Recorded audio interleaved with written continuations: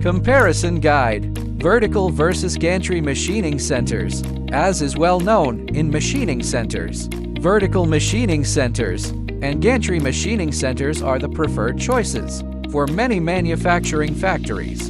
What is the difference between the two? The vertical machining center adopts a column-type frame structure.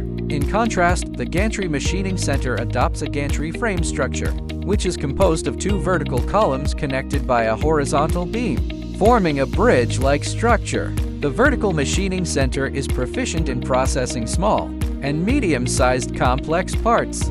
GMC is specifically designed for large components. Vertical machining centers VMECs are ideal for facilities with limited floor space or ceiling height because they have a compact footprint and are typically less than 10 feet tall.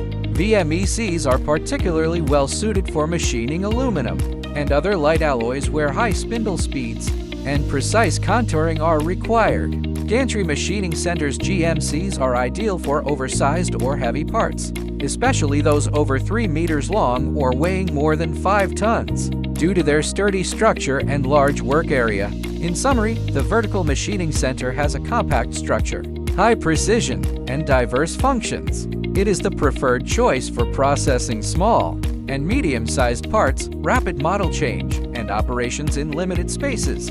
On the other hand, the gantry machining center, with its high rigidity, large processing range, and heavy-duty processing capabilities, dominates the field of large-scale part manufacturing. If you don't know how to choose, you can contact us at WMTCNC.